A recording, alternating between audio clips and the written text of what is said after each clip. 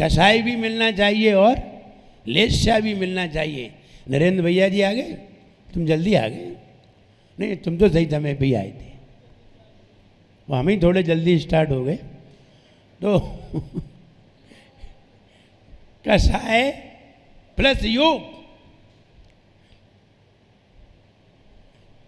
कसाय प्लस योग, तो हमारे अंदर कसाय भी हो और मन वचन काय की प्रवृत्ति भी हो, ये दोनों मिलेंगे तो क्या तैयार होगी? लेस्या बन जाएगी। जैसे कि हल्दी, और हल्दी में डाल दो चूना, तो हल्दी कैसी है? पीली, और चूना कैसा है? सफ़ेद, और दोनों को मिलने पर कैसा रंग बनेगा? लाल। ये दोनों की मिक्स अवस्था है। ऐसे ही कसाय और योग, ये दोनों मिलेंगे तो क्या बनेगी? लेस्या। और ये लेस्या ही हमारे शरीर में ओरा पैदा करती है। अगर कसाय नहीं होती और योग होता है तो कहा जाता है कि वो सफ़ेद लेस्या तैयार होती है।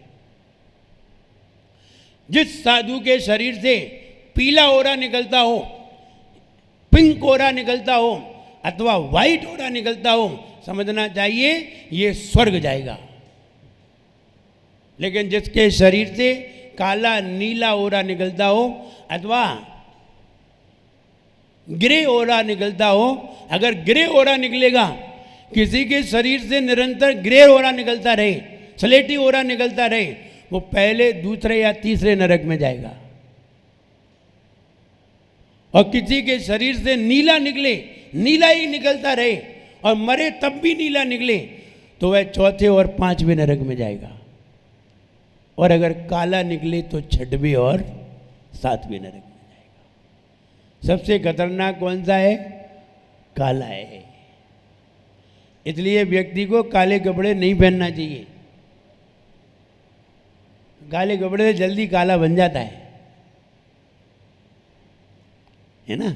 चंदन भैया ध्यान दें, क्या करें, व्यापार ही ऐसा है, वो काले ही पहनने पड़ते हैं, तभी पहचान है। किसी की कपड़ों से ही पहचान है। आदमी से पहचान कम है, गुणों से पहचान कम है, कपड़ों से ज़्यादा है। ऐसा भी होता है। तो काले काले रंग के छठवें और सातवें नरक ले जाते हैं ओरा, और अगर पीला रंग का ओरा हो तो पहले और दूसरे स्वर्ग में ले जाता है। और अगर पिंक रंग का हो जाए तो तीसरे चौथे से लेके 12वें स्वर्ग तक ले जाता है। और अगर वाइट हो जाए तो वो 12वें स्वर्ग से ऊपर ले जाता है, 16वें स्वर्ग, सर्वा सिद्धि आदि। और जहां ओरा कमजोर खत्म हो जाए तो उस व्यक्ति को मोक्ष हो जाता है। ओरा तब तक रहता है जब तक हम संसार में हैं, ओरा तब तक रहता है जब तक इंद्रियां और प्राण हैं, तभी तक ओरा रहता है। इंद्रियां और प्राण दोनों नष्ट हो जाते हैं तो ओरा भी समाप्त हो जाता है। इसलिए हर व्यक्ति के शरीर से ओरा निकल रहा है। ये बात रूस ने बड़ी अच्छी तरह खोजी है। रूस ने ऐसी ऐसी मशीनें तैयार की हैं, उन मशीनों से ये पता चल जाता है इसका कौन सा ओरा चल रहा है। और उस ओरा से पता कर लेते हैं कि ये व्यक्ति कैसे विचार कर रहा है, क्योंकि काले ओरा में कैसे विचार किए जाते हैं ये लिखा है। जीव कांड में ये पूरा लिखा है। जब काला ओरा होता है तो व्यक्ति इन विचारों में से कोई एक विचार कर रहा होगा। नीला होगा तो ये वाला विचार कर रहा होगा, ग्रे होगा तो ये वाला विचार कर रहा होगा, और पीला होगा तो व्यक्ति प्रेम के विचार कर रहा होगा, भगवान की पूजन करने का विचार कर रहा होगा। सोच रहा होगा सवेरे उठ करके हमें भगवान का अभिषेक पूजन करना है, सोच रहा होगा हमें विधान करने जाना है, सोच रहा होगा हमें महाराज के पास जाना है, सोच रहा होगा हमें महाराज का चौका लगाना है, आदि आदि। जब ऐसा विचार करते हैं तो हमारे शरीर से पीला ओरा निकलता है। और ऐसा विचार करते समय अगर किसी की मृत्यु हो जाती है तो पहले और दूसरे स्वर्ग में जन्म लेता है।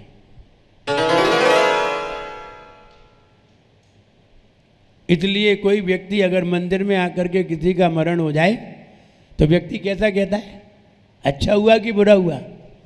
बोले बढ़िया हुआ। क्यों हुआ? स्वर्ग गया।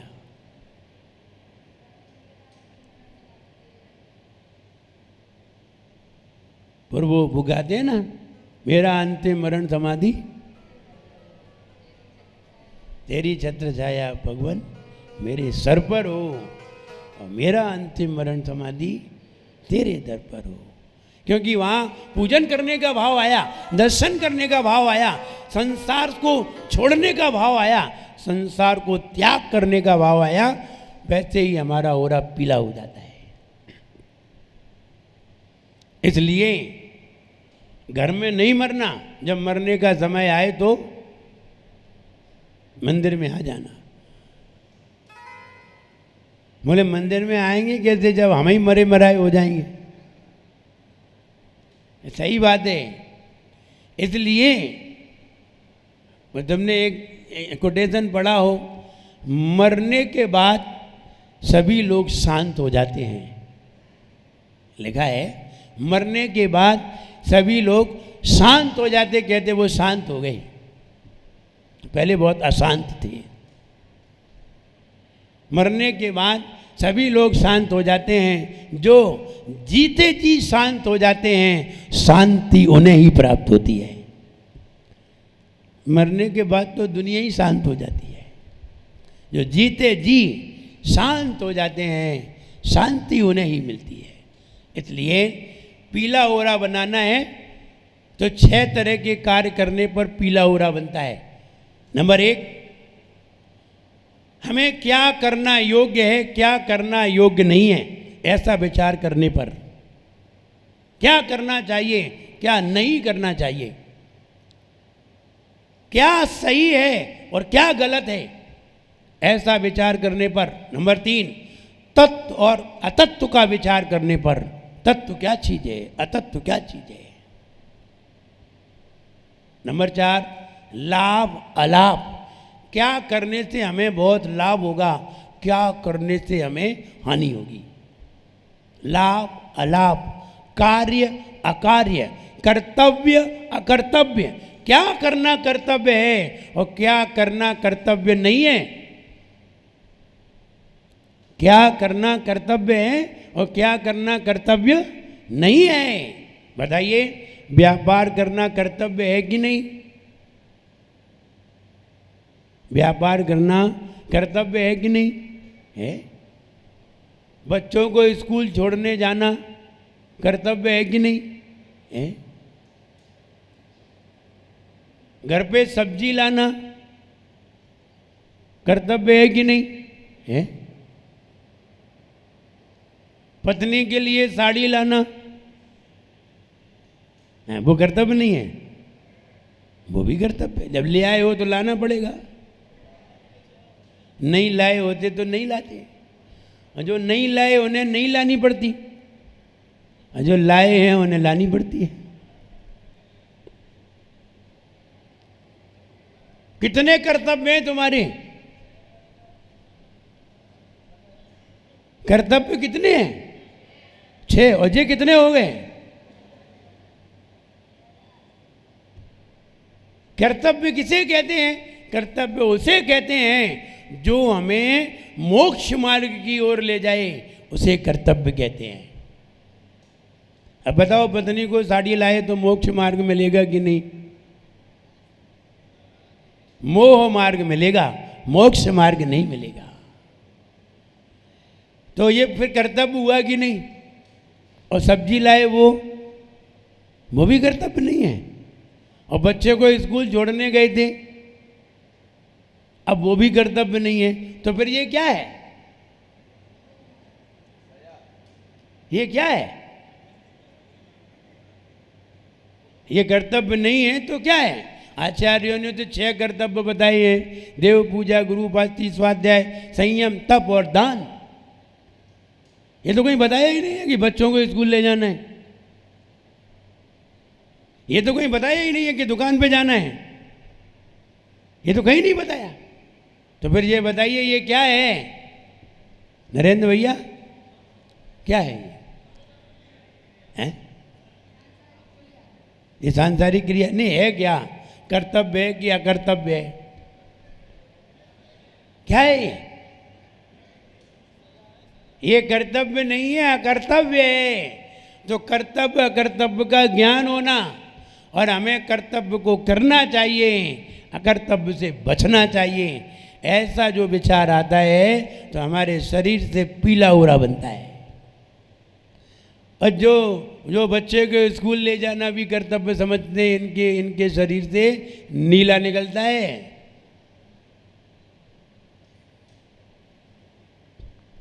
और नीला वाला तो मालूम है कि कहाँ ले जाता है, खतरनाक है। मक्खी, मच्छर, टिड्डा, जानवर, कुत्ते, बिल्ली, नारकी, त्रियंच, जितने भी जानवर हैं इन्हें सबके शरीर से काला, नीला और ग्रे तरह का उरा निकलता है।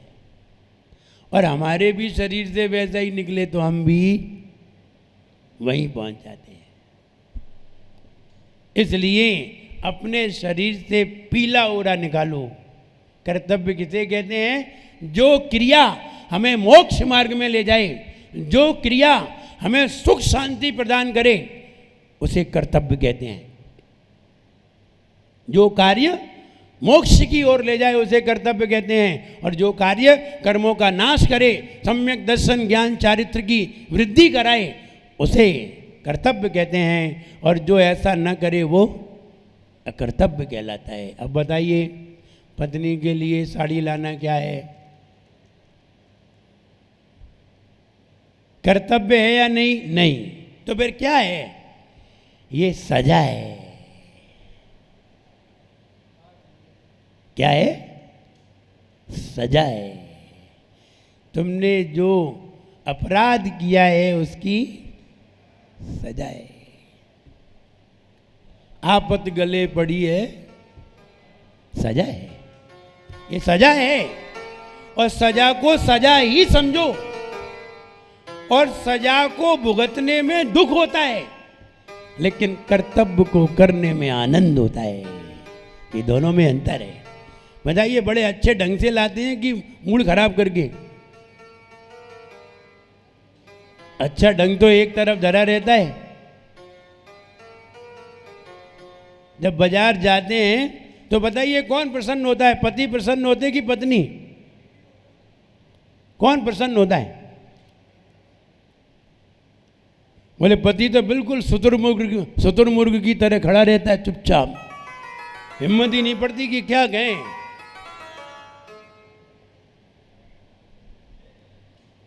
और पत्नी है, ये भी चाहिए, ये भी चाहिए, जरा वो कहीं खड़ी तो हो जाए, फौरन बिल बनवा देती है लंबा चौड़ा, समझ में आ जाती है। तो इसलिए पति तो बिल्कुल चुपचाप ही खड़ा रहता है। कभी मेला लगा हो, नुमाइश लगी हो, और कहीं पत्नी कहे कि नुमाइश देखनी चलो, तुम ही चली जाओ, हम तो बाद में चले जाएंगे। इसलिए ये कर्तव्य नहीं है। कर्तव्य को समझिए। कर्तव्य उसे ही कहते हैं जो मोक्ष मार्ग पे ले जाए। इसलिए आइए अर्थ देखते हैं। शुंभत, शुंभत माने गोल, शोभायमान। शुंभत माने धवल रंग का, प्रभा कांति वाला, वलय माने गोल, वलय माने चूड़ी, गोल। शुंभत माने प्रकाशमान, प्रभा कांतिमय, वलय माने गोल, भूरी माने बहुत, विभा माने विभोजते, हे भगवान। विभा माने जिसकी कांति, जिसमें से कांति निकल रही है, गोल भामंडल। लोकत्रये, जिसने तीनों लोक की द्युति, द्युति माने कांति, जितनी भी कांतिमान वस्तुएं हैं दुनिया में, सबसे ज्यादा कांतिमान वस्तु क्या है? दुनिया में सबसे ज्यादा चमकीली वस्तु क्या है? हीरा, हीरे से भी ज्यादा, मणि, मणि से भी ज्यादा। बोले हाँ भाई बताओ। सूरज,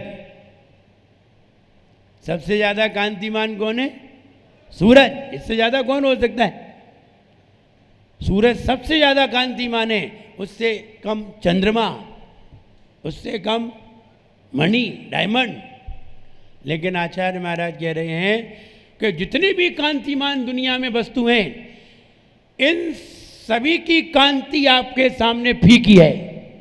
आपके शरीर की कांति, आपके भामंडल की कांति बहुत है। सूरज में भी 7 भव दिखाई नहीं देते, डायमंड में भी कोई भव दिखाई नहीं देता, चंद्रमा में भी कोई भव दिखाई नहीं देता, और आपके भामंडल में प्राणी को, हर प्राणी को 7 भव दिखाई देते हैं। आपके भामंडल की कांति, करोड़ों सूर्य एक साथ आ जाएं, करोड़ों चंद्रमा एक साथ आ जाएं, तब भी आपके भामंडल की कांति के बराबर नहीं है। ये बात कहने जा रही है। लोकत्रये द्युतिमताम्, जितनी भी तीनों लोक में कांतिमान वस्तुएं हैं, उनसे भी द्युति, उनसे भी ज़्यादा कांति अक्षिपंती, यानी सारी कांतियों को नीचा दिखा रहा है आपका भामंडल। आपके भामंडल की कांति के सामने सबकी कांति फीकी है, सबकी कांति का तिरस्कार हो रहा है आपके भामंडल के सामने। और कह रहे हैं प्रोद्यत, उदित हो जाएं दिवाकर, सूरज निरंतर, हमेशा। यानी ऐसा नहीं अभी सूरज आया है और शाम को चला जाए, ऐसा नहीं। एक साथ बहुत सारे सूरज एक ही जगह उदय हो जाएं, तब भी निरंतर भूरी संख्या, बहुत बड़ी संख्या में सूरज एक साथ आकर के उदित हो जाएं। दीप्त्या जयत्यपि निशामपि, निशामपि सोम सौम्यम, और बहुत सारे चंद्रमा, सोम माने चंद्रमा, चंद्रमा भी बहुत सारे रात्रि में उदित हो जाएं, तो भी आपकी कांति को जीत नहीं सकते।